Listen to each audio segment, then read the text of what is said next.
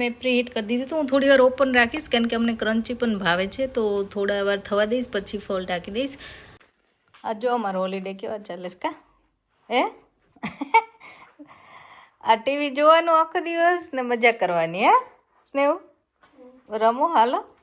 આજો આજે પંખાની જરૂર પડે એટલી ગરમી છે કે 3 દિવસથી એટલી સખત ગરમી પડે છે કે ઇન્ડિયા યાદ આવી ગયું કે આ ઇન્ડિયામાં હોય એવું જ લાગે છે.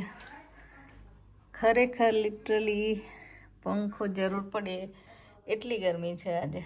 બહાર જાવ તો તે હું આવી હમણાં તો ગોડ સ્ટેશનથી ઘરે પહોંચી ત્યાં સુધીમાં તો એટલી ગરમી લાગી, પેલા આવીને બેસી જવું પડ્યું, એટલી ગરમી હતી આજે.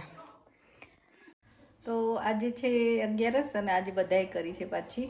લાસ્ટ 11સ બધાએ નહોતી કરી, તો આ વખતે બધાએ કરી છે. તો જો બપોરે એ લોકોએ લંચ કરી લીધું હતું, પણ હવે ભૂખ લાગી છે તો શું ખાવાનું. એકાદશી ખાઈને પણ થાય, નાના છોકરા હોય તો ખાઈ નહીં કરે, બરાબર ને. એટલે આજે પાછા જેકેટ પટેટો બનવાનું છે. અને આજે આ વેફરના ઘણા બધાએ મને પૂછેલું કે કઈ વેફર છે ને તમે ક્યાંથી લાવો છો. તો એકચ્યુઅલી આ આપણે ઇન્ડિયામાં બનાવે જ છે પટેટો વેફર, જે બાફીને સૂકવીને બનાવે અને પછી આપણે સ્ટોર કરીએ. વરસ સુધી પણ બધા સ્ટોર કરતા હોય છે. સેમ આ પટેટો જ છે પણ આને છીણીને બનાવેલા છે. તો આજે હું આ કિડ્સને ખાવી છે તો હું કરું છું. તો આને ફ્રાઈડ નોર્મલી કરવાનું છે ને આનો કાઇન્ડ ઓફ હું ચેવડો જેવું બનાવું કે જેથી સિંગદાણા અને આને ફ્રાય કરીને ઉપર તમે લાલ મરચું, ખાંડ બધું નાખી શકો. સોલ્ટ આમાં હોય જ, એટલે તમારે એડ કરવું હોય તો કરવાનું, પણ એક્સ્ટ્રા જરૂર હોતી નથી. નહીં તો હું ફ્રાય કરીને તમને બતાવું. તો આ જો થઈ ગઈ છે તૈયાર. અને આવી રીતે જ્યારે ગરમ હોય ત્યારે જ લાલ મરચું થોડું નાખી દેવાનું. ઘણા નથી ખાતા હોતા તો તમે અવોઇડ કરી શકો. અને થોડો સંચો પાવડર અને મિક્સ ટુગેધર અને થઈ ગયું છે રેડી. થોડી દળેલી ખાંડ નાખો તો પણ સરસ ટેસ્ટ આવે છે. તો આ થઈ ગઈ છે પટેટો વેફર રેડી. અને આ ચવાણું તો આ રીતે તમે ફ્રાય કરો. પછી આમાં પણ તમારે બધું મસાલો નાખો તો નાખી શકો, પણ હું એ પ્લેન જ રાખું ને આમાં આવી રીતે નાખું બધું. તો થઈ ગયું છે રેડી. તો આ જેકેટ બેકિંગ પટેટોસ છે, બધે નોર્મલી અવેલેબલ હોય છે. આવી રીતે મોટી સાઇઝના હોય, પણ આનાથી મોટા આવે છે બીજા સ્પેશિયલ જે હોય પટેટો, જેકેટ પટેટોના બેકિંગ પટેટો છે. એટલે તમે બેકિંગ તો આને કરી જ શકો. અમુક મોટા છે જો. તો આ પટેટોને હું વોશ કરીને થોડું સોલ્ટ નાખીને માઇક્રોવેવમાં મૂકી શકો. આઈધર તમે બેકિંગ કરી શકો.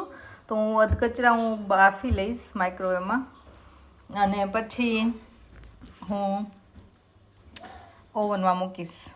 તો આને તો વોશ કરીને ઉપર સોલ્ટ ને ઓલિવ ઓઇલ લગાવીને તમે બેક કરી શકો છો. એટલે એની સ્કિન પણ સરસ ક્રન્ચી થાય. તો થઈ ગયા છે જો તમે એકદમ સરસ.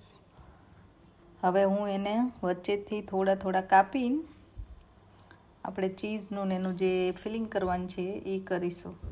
તો આજે સોસ બનાવું છું, એ બનાવવા માટે મેં લઈ લીધા છે પેપર. તમે ન ખાતા હોય તો અવોઇડ કરી શકો છો. અને ગ્રીન ચીલી જે પણ તમે ના લેતા હોય તો અવોઇડ બધું કરી શકો છો, બરાબર.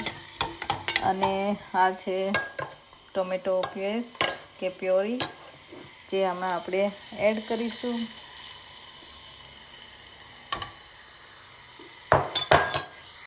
તો આમાં મેં એડ કર્યું છે just salt, black paper powder અને મિક્સ હર્બ્સ, અને દેટ્સ ઇટ.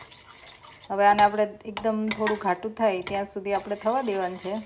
અને તમારો જે બેકિંગ જે જેકેટ પટેટોનો સોસ બનાવું છું એ આ રીતે બનાવું છું ફાસ્ટિંગમાં. સ્પેશિયલી તમે એમનેમ ખાતા હોય તો ગાર્લિક અને બધું એડ કરી શકો છો. તો આમાં આજે ગાર્લિક કે કશું એડ નહીં થાય, સિમ્પલ જ હશે ખાલી. તો આ થઈ ગયું છે ઓલમોસ્ટ રેડી. પટેટોને મેં આવી રીતે ઉપરથી કાપી લીધા છે. ઉપરનો જે ભાગ હોય એ આવી રીતે હું આમાં સાથે જ પાછો બેક કરી દઈશ એને. અને આમાં અંદરથી પણ એકદમ ફોકથી એકદમ આ બધું ઢીલું લાઈક ખોદી નાખવાનું કાઇન્ડ ઓફ કે આમ ઢીલું કરી નાખવાનું એમ. I didn't get right word but અને એમાં બટર નાખવાનું, બ્લેક પેપર તમે ઉપરથી પણ નાખી શકો, આ તો અંદરથી પણ સરસ ટેસ્ટ આવે એટલા માટે. થોડું સોલ્ટ, કારણ કે સોલ્ટ આપણે સોસમાં પણ નાખ્યું છે અને ચીઝ પણ થોડી સોલ્ટી હોય એટલા માટે બહુ સોલ્ટ આપણે નહીં નાખીએ, પણ થોડુંક જ. અને હવે જે આપણે પાસ્તા સોસ બનાવે છે એ પાસ્તા સોસ આપણે વચ્ચે ફિલ કરવાનો છે. તો આવી રીતે હું તમને એક બતાવી દઉં. આવી રીતે બધે ફિલ કરવાનું, ઉપરથી ચીઝ નાખી દેવાની છે.